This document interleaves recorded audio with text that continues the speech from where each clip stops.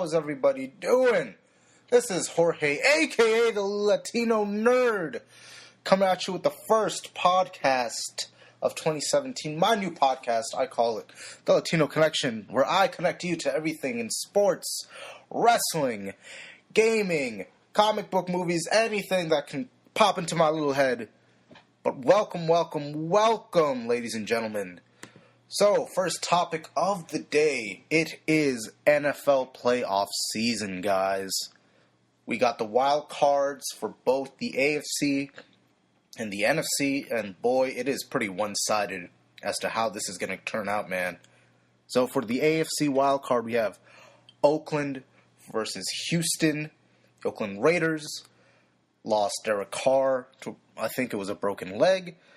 And the Houston Texans don't know who their quarterback is. Week 17, it was Tom Savage. Now it's going to be Brock Osweiler, reportedly.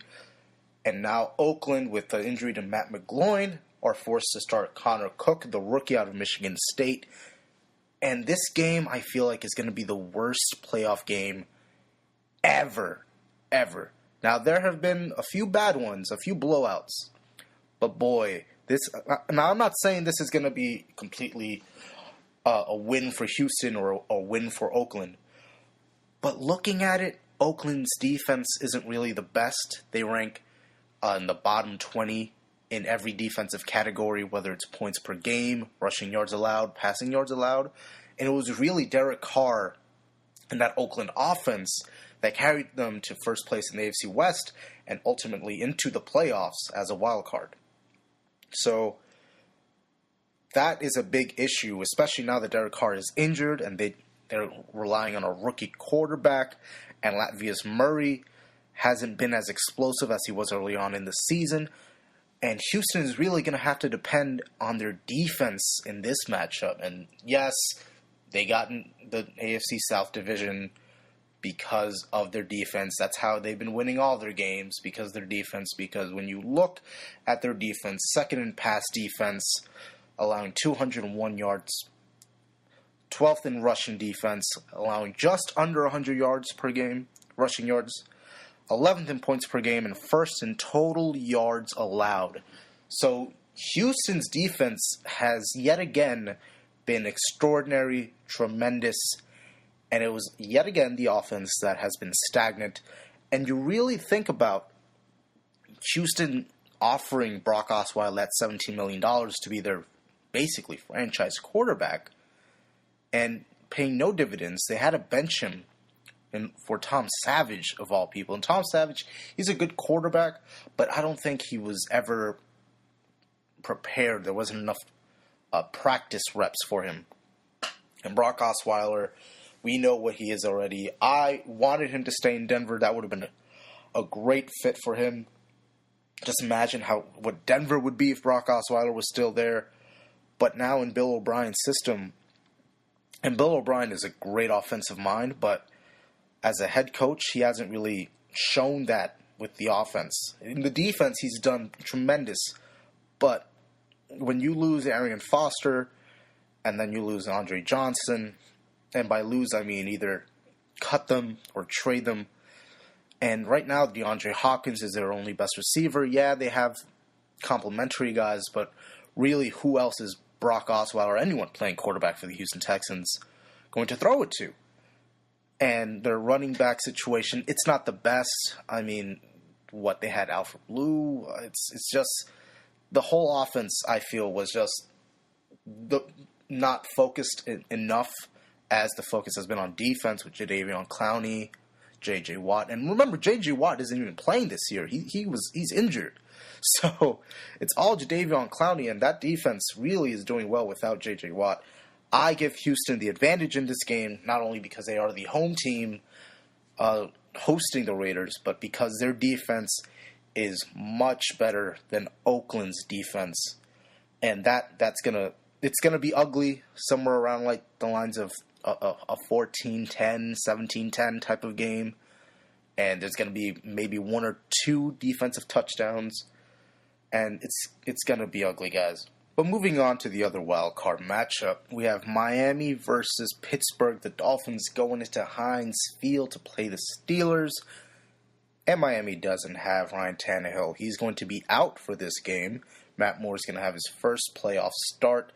First time ever in the playoffs as a quarterback playing, and that is.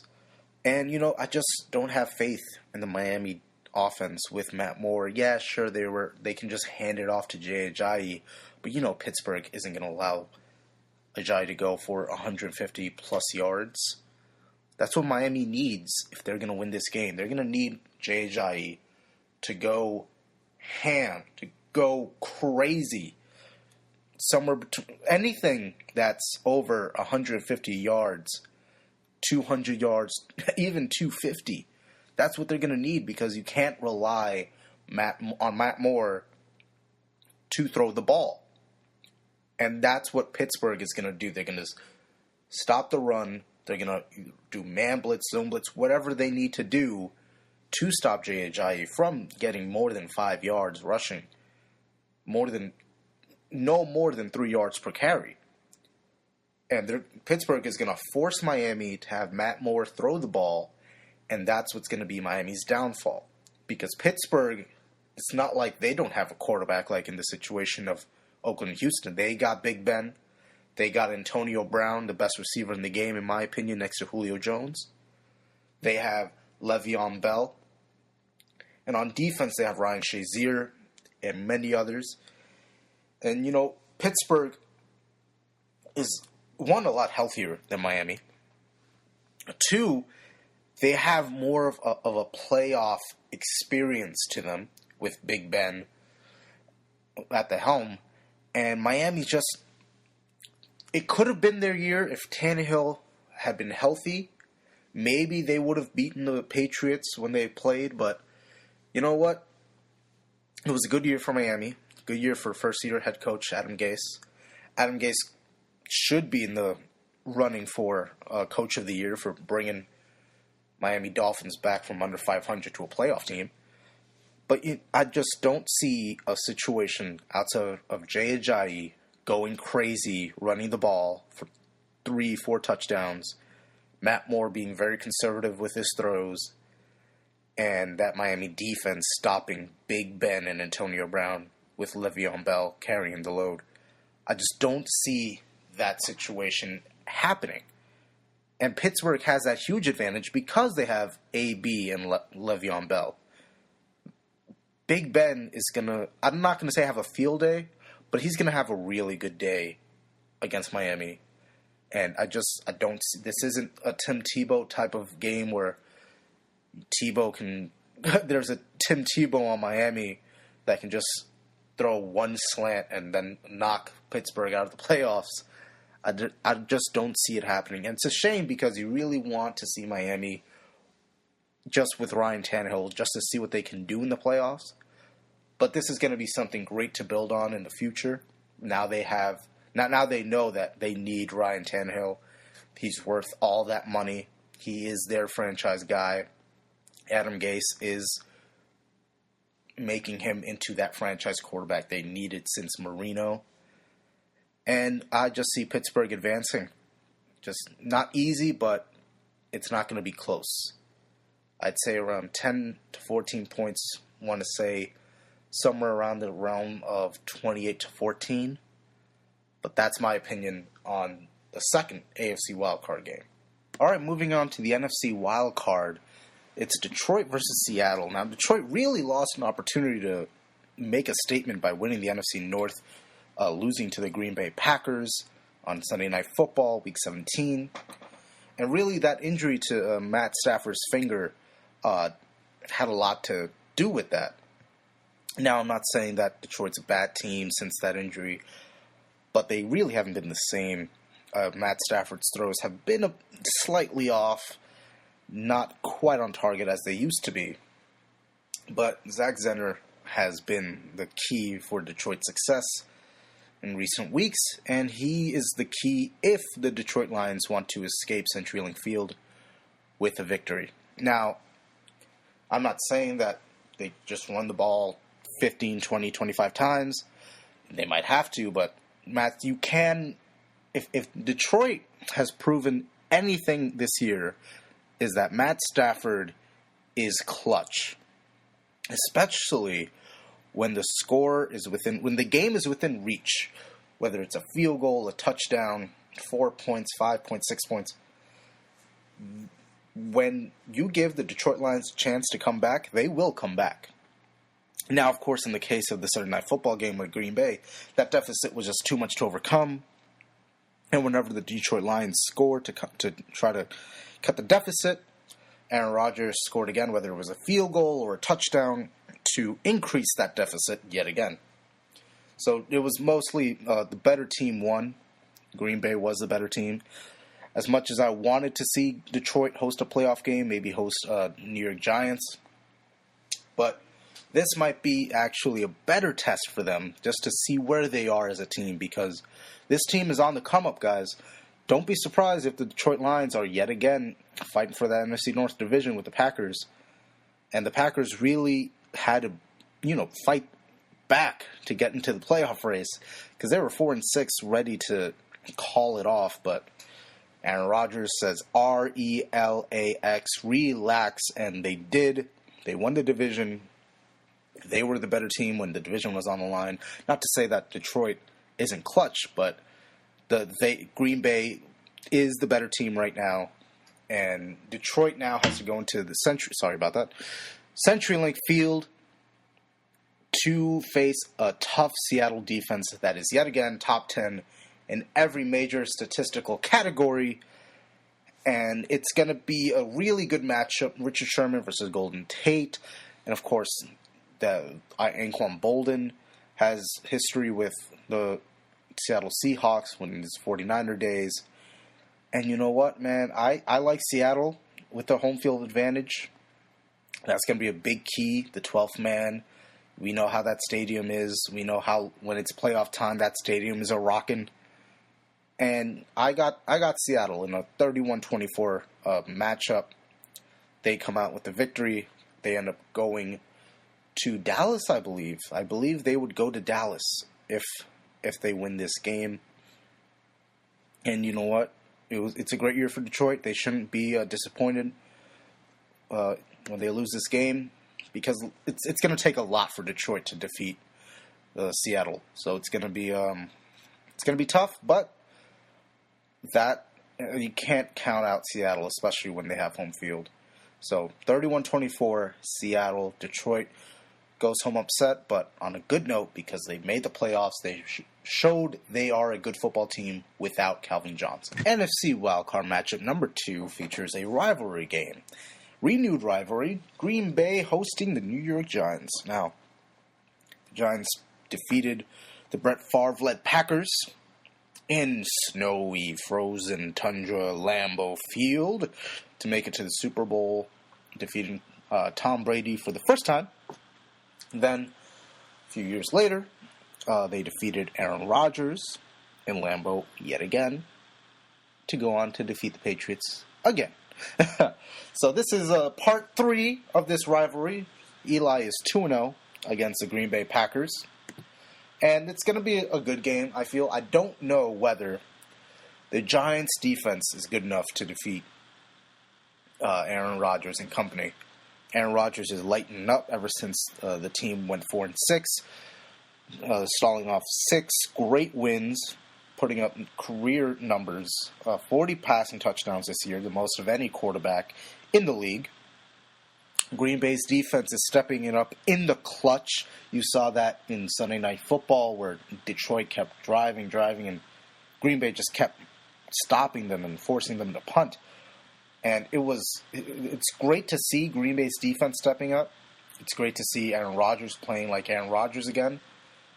And, there's those, I don't want to say more intelligent. There are those with more knowledge of football than me that say if the Giants just keep Aaron Rodgers in the pocket, then you're perfectly fine. He won't be able to beat you in the pocket. I say you better pressure, you better sack him. You got to sack Aaron Rodgers. That's the only way you're going to beat him, in my opinion. Sack Aaron Rodgers, quarterback contain him, do what you got to do. I feel like the edge rushers that the Giants got might be enough.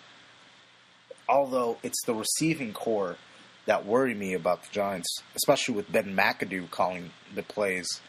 It seems that in this entire year, it's just toss it up to Odell, see what he can do. Victor Cruz hasn't been doing much this year. Sterling Shepard, Victor Cruz, they haven't really been doing much this season. It's tough because you want to choose the Giants because they're 2-0, especially with Eli Manning being their quarterback and knowing what he did when he's in the playoffs the past few years. And the Giants don't really have a running game. That's going to be really important against the Packers because the Packers are going to force Eli Manning to make throws he doesn't want to throw. If that came off all right, if you guys understand that, they don't have. Rashad Jennings was supposed to be their number one back, and we all know how that's going. And I just don't see how without a solid running game, how the Giants would be able to beat Green Bay, because the last 2 times they played them, they had solid running games. They had Brandon Jacobs, they had Ahmad Bradshaw, Tiki Barber. They had solid running backs that they could rely on in case Eli Manning throws one of his league-leading interceptions. And I just don't see how Green Bay's defense will suddenly stop being clutch just because it's Eli Manning. So I have Green Bay pulling off the victory against the Giants and just sending the Giants packing. Now, I want the Giants to win, but looking at the numbers, looking at both teams, I just don't see how that's going to happen. Odell Beckham is a diva when he's not getting the ball, and I feel like they're going to shut him down, and it's going to be tough. But I have the Green Bay Packers moving on to the divisional round. All right. I'd like to go into some WWE. So, as you all know, 2016, we had the brand split right around SummerSlam. Then we had a Battleground as the last pay-per-view before the superstars that were drafted went to their respective brands. And then we had 2 pay-per-views a month, just like the old days.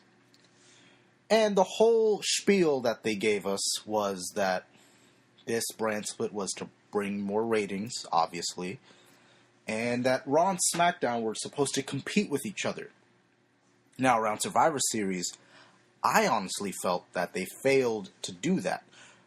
What they did was they just had Shane McMahon and Daniel Bryan. Everyone loves them. Stephanie McMahon, technically kind of with the authority. She bounces from being a face to being a heel, etc., etc. Mick Foley, he constantly forgets his lines because his brain poor guy, man. Poor guy, Mick Foley. He really needs to stay retired. I don't know what else he could do. And I honestly don't think he's doing a good job as Raw general manager.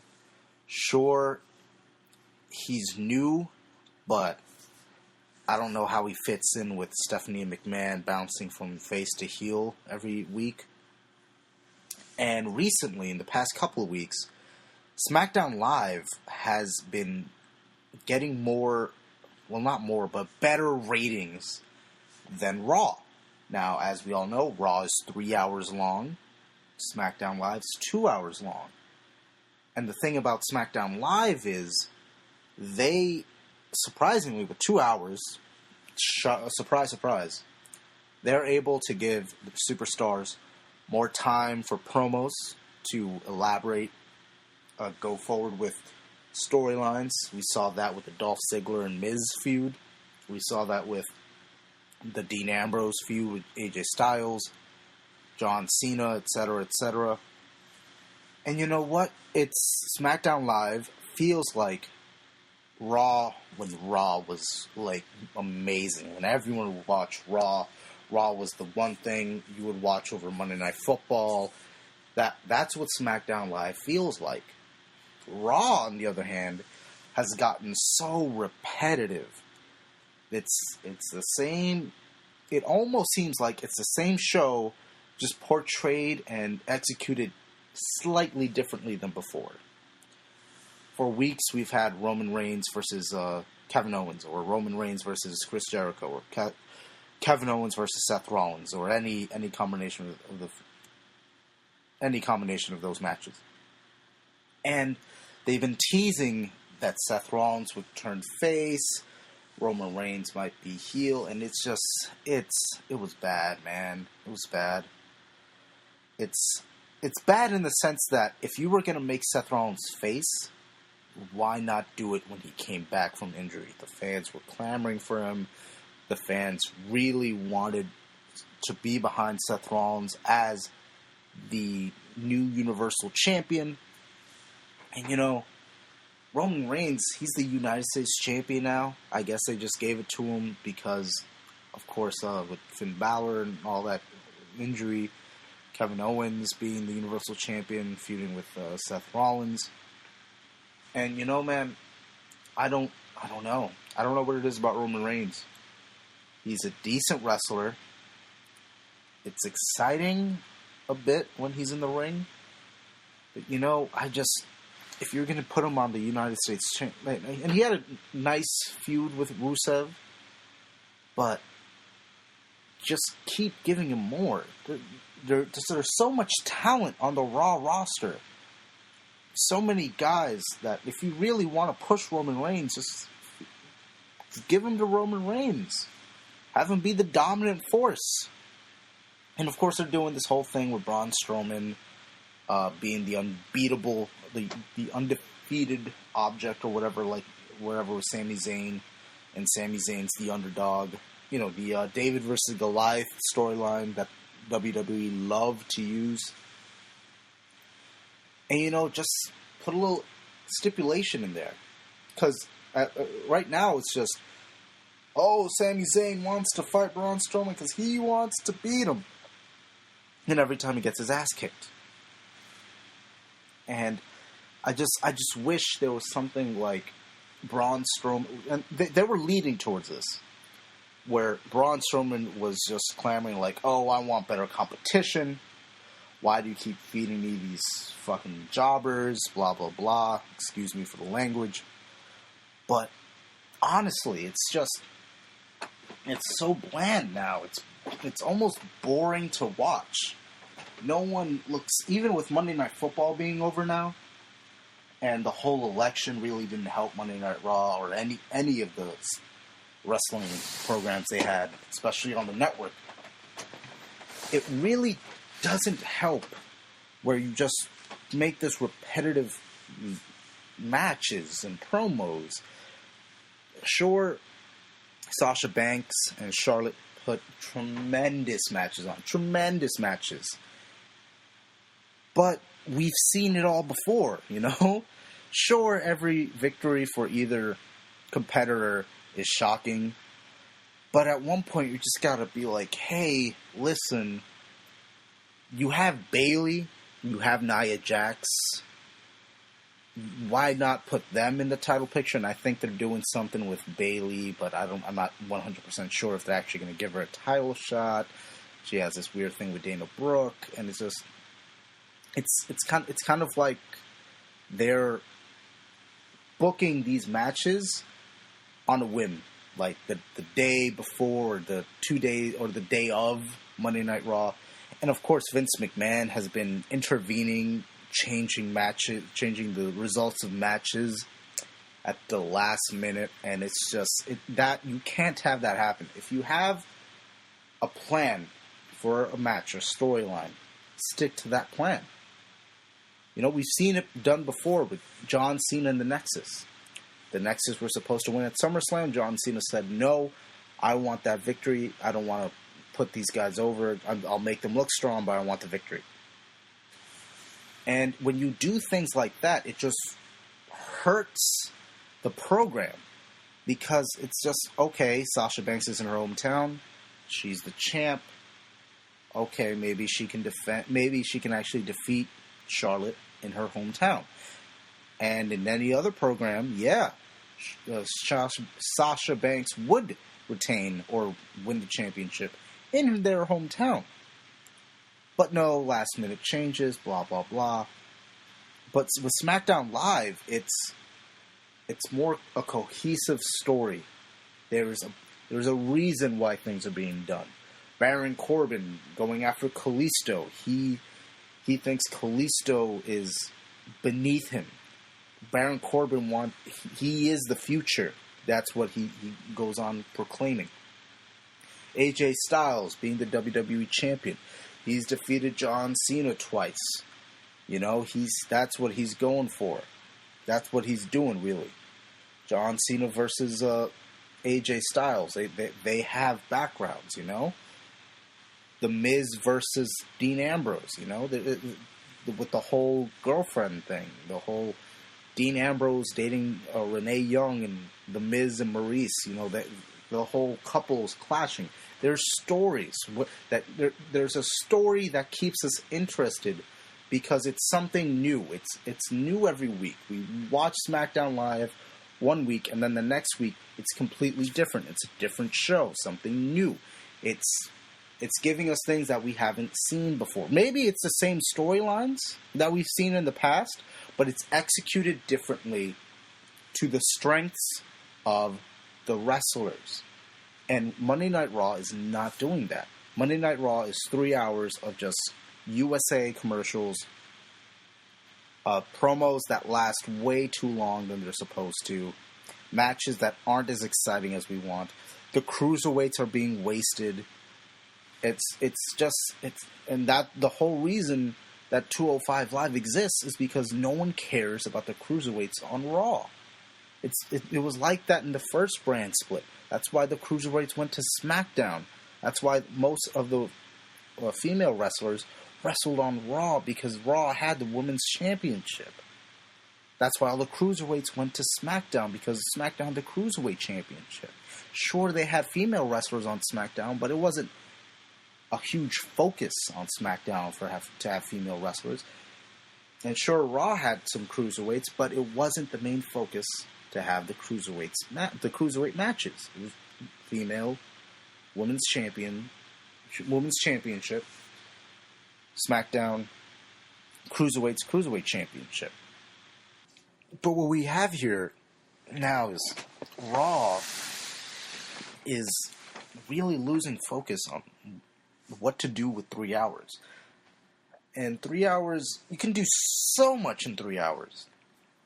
You can build so many superstars, especially now that you have these brand exclusive pay-per-views. And it's just insane how little Raw does. And yeah, they did the whole Nia Jax, Alicia Fox a month or two ago now, and that was just bad. It was bad. Raw's just turned bland. It's boring. It's the same repetitive thing over and over again. And it's not even that the superstars are wrestling. It's the commentary team is much better on SmackDown. Michael Cole has been seen numerous times just reading off the script. And it's bad, man. But one thing that really is bad, and I mentioned this earlier, it's the authority figures. Now, what was so great with the first brand split is that we had Paul Heyman and Eric Bischoff going at it. So it was this one guy that everyone hated because of WCW, another guy everyone loved because of ECW.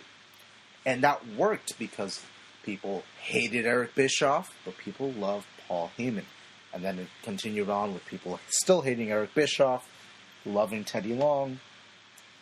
And it just continued to manifest that way. So there was competition there where Eric Bischoff would consistently say, hey, listen, like, we got to beat SmackDown. Raw is the brand. Raw is the top show of WWE. And, of course, SmackDown did their thing. But there was an obvious...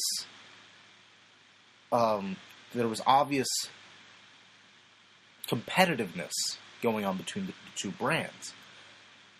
And now, especially with what happened with Survivor Series, and these cross-brand pay-per-views are great. But when you don't take advantage of them, they're okay at the most. What I was wanting to see heading into Survivor Series was Stephanie McMahon being a heel. Stephanie McMahon should have been a bitch. And again, excuse me for my language, but she should have been the authority figure, Stephanie McMahon, that we've come to know the past few years. And it would have been amazing if it was somewhere along the lines where Mick Foley was doing his best to run Raw as the general manager, and then Stephanie McMahon always undermining him, always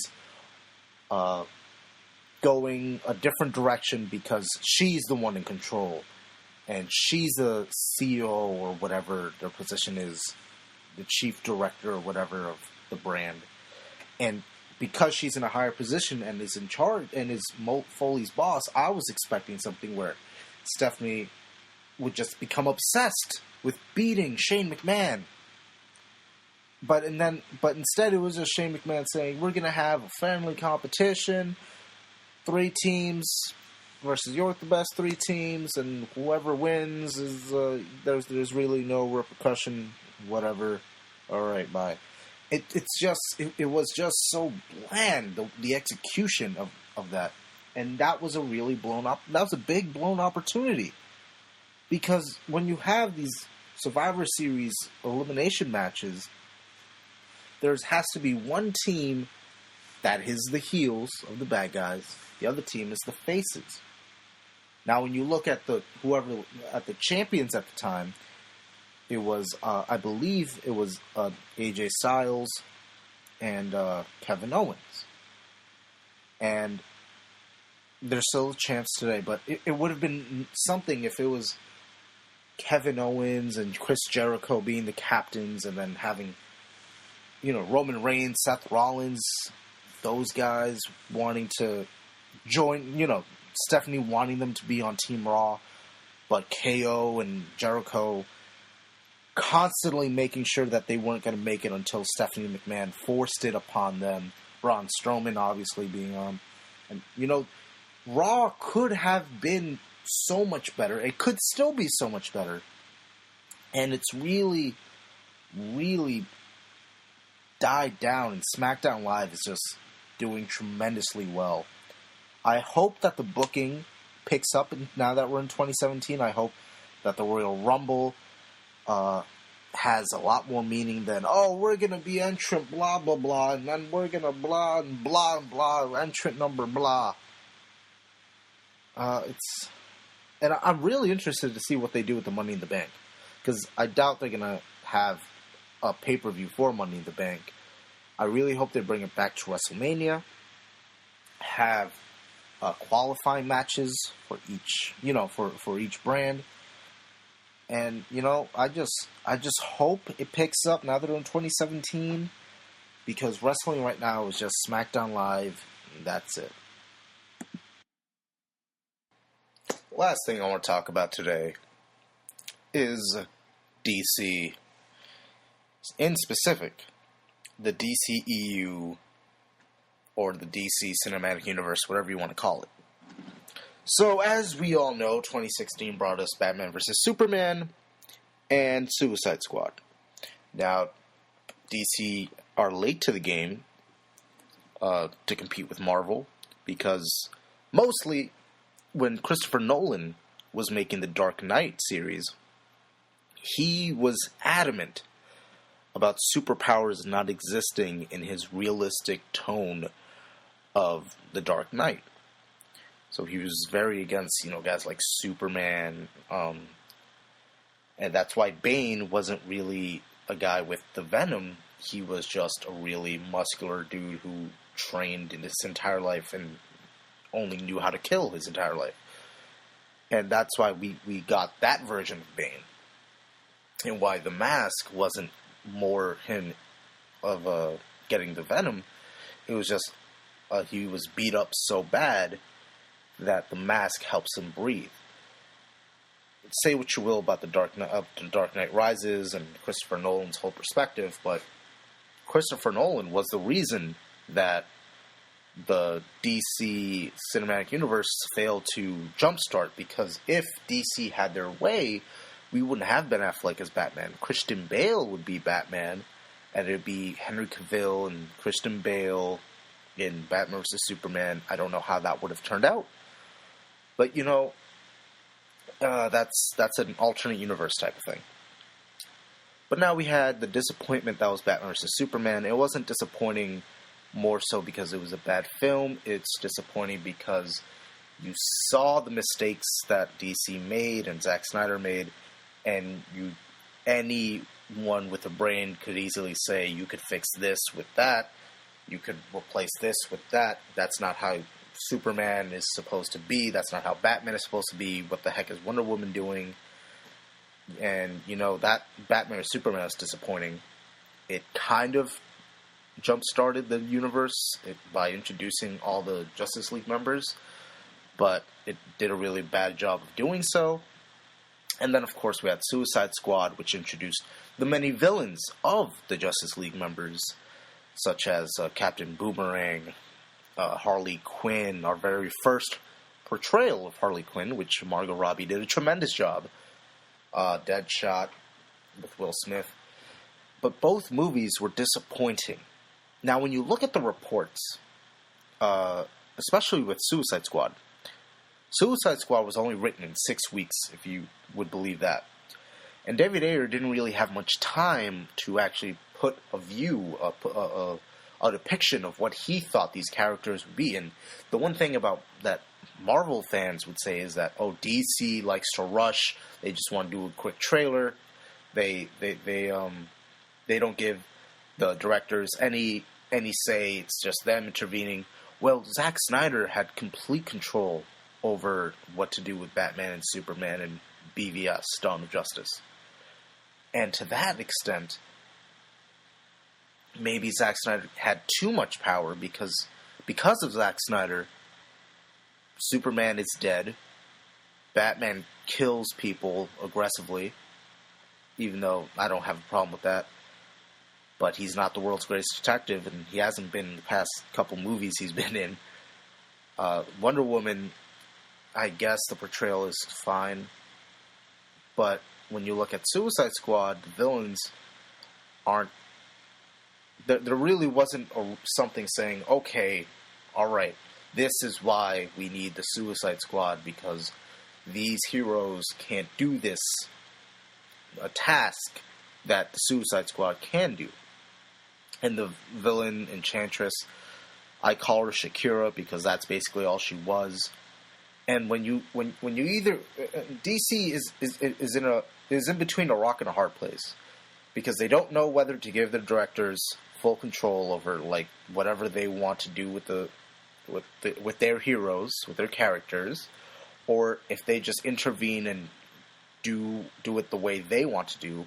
And Batman vs. Superman and Suicide Squad are two prime examples of the DC not knowing what to do. And yeah, you can blame it on no one was running the ship. Now Jeff Johns is in control. But Jeff Johns really, especially in the comics he's written, from what I've heard and from what I've read, really is infatuated with Batman. Now, with the Wonder Woman movie coming up and Justice League coming out next year, it's kind of difficult to see where DC's going. On top of that, the Ben Affleck directed movie, The Batman, is now reportedly not going to happen because there's apparently not a script, even though they start shooting. They're scheduled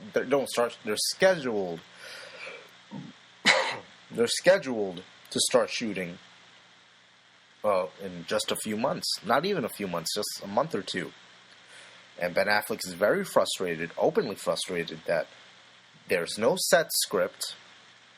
He's not happy with the direction that DC wants to go. They're not on the same page. And Ben Affleck's really trying to redeem himself, because as an actor, he hasn't been in too many good movies. It was only just 2 years ago that he just started to come back into the fold. with Gone Girl, with Fargo.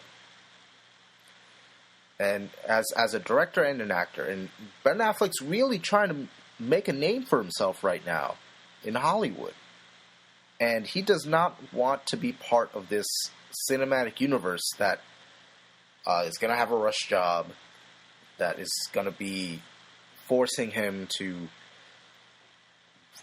quickly make the Batman movie. Because right now, DC is thinking, and this is just speculation, I have nothing to report, I have no sites to report with this with, but I feel like what DC is thinking is that, alright, everything that was Plan A ends at Justice League. Plan B is every movie from Justice League on. And they wanted to... I'm going to assume that DC wanted Ben Affleck's The Batman to be the soft reboot to this universe. Maybe it was all a dream and he was trapped in Joker's plan and Arkham Asylum, and nothing that happened in the last 4 movies ever happened. It was all in Batman's head. Scarecrow gave him the fear toxin or whatever. Whatever you want to think.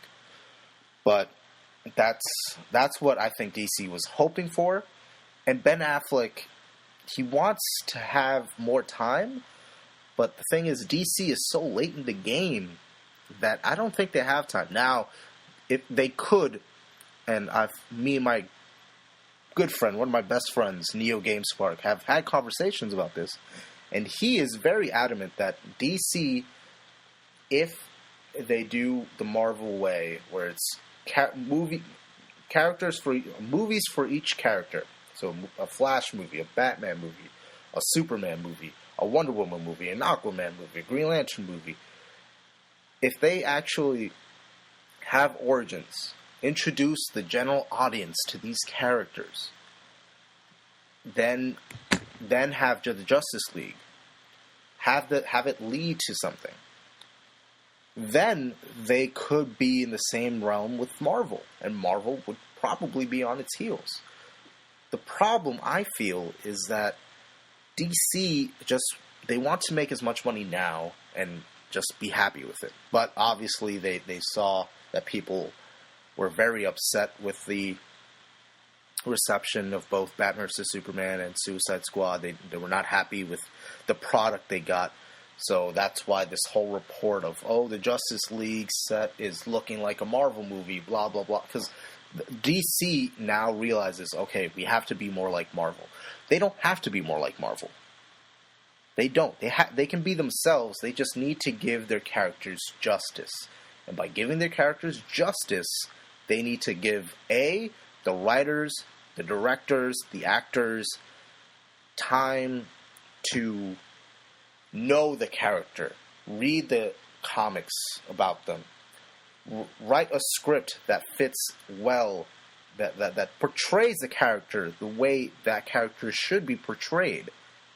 And it doesn't help that Dwayne "The Rock" Johnson is out here saying he was excited to play Black Adam, a villain, one of Shazam's villain, because he was excited to play a superhero. Now, I don't know if he's trolling us. I don't know if DC pitched to him that Black Adam is an anti-hero or he was going to be the hero of the movie, because I think The Rock knows that Shazam is the hero. But, I don't know. Maybe The Rock might be pissed off at DC in the end after Shazam, as pissed off as Jared Leto got at DC at the end of Suicide Squad. And, DC is desperate. They're trying to get all these big name actors and then just throw them in the movie and then just call it a day. Just saying whatever they need to do. Whatever they need to say, do what they got to do in order for for these actors to be in their movies. And Jared Leto, he doesn't take many movies. He doesn't act in very movies that, unless he's genuinely 100% interested in the film. And we all know how upset he was when he saw the final product of Suicide Squad. And, to hear that Ben Affleck he's thinking of leaving the project if it's not done, if the script and the direction of the movie meets up to his standards. So I'm sorry if I confused you. If the Batman does not meet up to Ben Affleck's standards, I'm talking script, direction, everything like that, then Ben Affleck will leave the project as an actor and as a director. So that means Ben Affleck will leave the DC Cinematic Universe 2 movies in. Well, at this point, 2 movies in. Justice League hasn't come out yet, so 3 movies, maybe 4 if he appears in Wonder Woman. But to have Ben Affleck leave the DC Cinematic Universe would be just a damn shame. A damn shame. Now the future is questionable. Because, yeah, sure, DC can go to San Diego Comic-Con, show off their planned slate for the next 5 years, but what's it matter if you don't have the director? Because remember, a lot of directors already dropped out of directing The Flash because of creative differences. Aquaman hasn't even begun filming yet. The Flash is still looking for a director. Cyborg is apparently scrapped, and he's going to be in The Flash. It's going to be a team-up. They're apparently going to make a Booster Gold movie that has nothing to do with the DC Cinematic Universe. So DC right now is on its heels. Now, a lot of people I've talked to are saying, I would have done Man of Steel 2, The Batman, Justice League, or whatever. Honestly, I don't know what I would have done differently. I know that they tried to kind of introduce the Marvel way with Green Lantern, but that wasn't to the fault of DC trying to be Marvel. That was the fault of the writers not understanding Green Lantern. That was the fault of casting Ryan Reynolds, because Ryan Reynolds was not the perfect fit to play the Green Lantern, especially as Hal Jordan. The whole costume design, where it was all CGI, the idea of everything having to be CGI, the villain being a giant cloud, that movie had a lot of problems, and it wasn't because, they did the Marvel way, obviously it didn't work, so now they have to do something different. That's why they're doing what they're doing right now. And I know there's a YouTuber out there that I've subscribed to, J-Roar, and this guy, I gotta give credit to this guy, because this guy, J-Roar, freaking defends DC to the max. Now, of course, he blocked me on Twitter, so I can't say much on that matter. I don't know him personally. I subscribed to his YouTube channel. I thought what he said about DC was valid until Batman vs. Superman. Didn't agree with a lot of the stuff he said in defense. But, when it comes to the DC Cinematic Universe, after Justice League, they need to really sit down for 2 years and think about what the plan is. Jeff Johns really needs to sit there and say, all right, what are we doing with our characters? Do our characters correspond well with our audiences? Do our audiences like our character? Because once Justice League hits the movie theaters, you'll have a pretty good idea of what people think about your cinematic universe. You're seeing that right now with Fox. Fox was not very well pleased with the fans when X-Men 3, The Last Stand came out. And that's why First Class was made. It was kind of like a soft reboot prequel. And then Days of Future Past was made, which was like a reboot to the entire past 4 or 5 films. And, it was awkward because then X-Men Apocalypse came out, and while it had a few cool scenes, X-Men Apocalypse was not a great movie at all. It's not a great follow-up to X-Men Days of Future Past. And the X-Men franchise as a whole, even looking at Deadpool right now, when Deadpool came out, it was number 1 on the charts. And now it lost its director. Ryan Reynolds has, I believe, way too much creative control. And now he's asking fans for help on how to make the Deadpool movie. And you look at all this and you're just like, wow. And Fox has Simon Kinberg. So they do have someone running the ship. But it's just looking at them, and that's what you don't want. You want to follow what Marvel's doing.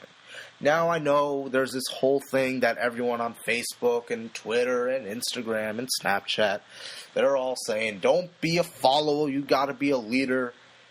DC, go on with your dark, gritty formula. You're a leader, you're creative, no one could tell you, don't be a follower, don't follow what Marvel did only because they've been successful with it. You can be successful with yours. No. How many of you, and hit the like button if you agree with this statement. How many of you would rather see a Flash solo film, a Batman solo film, a proper Man of Steel sequel, or just a proper Superman with Henry Cavill, an Aquaman movie, a proper Aquaman movie solo, a proper Green Lantern solo, freaking Martian Manhunter movie? How many of you would rather see those solo movies, origin stories? This is just how I do it. Just origin stories for the entire Justice League that you want, and then just throw in the freaking the cubes, the mother boxes. Throw those in like a Superman movie. Throw that into freaking Flash or Martian Manhunter, and then have that lead into a Justice League movie. And then you'd already have 6 different movies, or 7 different movies, 7 different characters, all portraying the characters, giving the characters justice, showing their city, showing what they care for, showing what their character is all about, introducing a villain, and then having a Justice League movie. It doesn't have to have Darkseid. It could have Brainiac. Brainiac is always a big guy that people could use in movies. Like, he was supposed to be Man of Steel 2, but that's a different story for a different day. But I know everyone would want to see the DC comic characters come to life and then unite in the Justice League movie. And the problem, I feel, is that it's the opposite of Marvel. Because when you remember Marvel announced their first slate of movies, everyone was doubting, Captain America won't be a box office hit. Iron Man, Robert Downey Jr., he's a drug addict. He won't make a great Iron Man. That guy's worn out as an actor. What? Thor? Helmsworth? No one's gonna like that. Another Hulk movie? Man, we know what happened with the first one. And now look at Marvel. They proved their doubters wrong.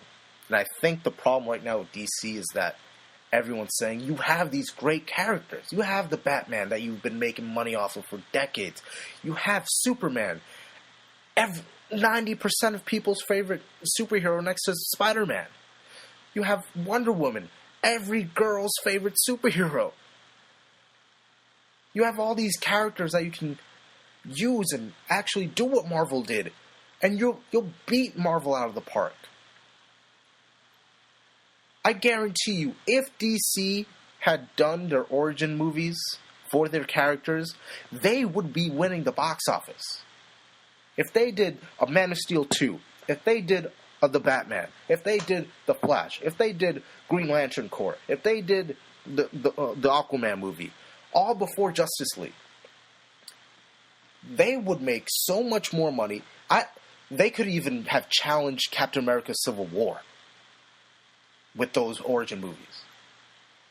Had they actually put the time in, think about what they were doing, give the directors and writers time to develop these characters, write these characters, give these characters justice, Don't use the very first origin stories like they've been using with Batman Year One, that comic.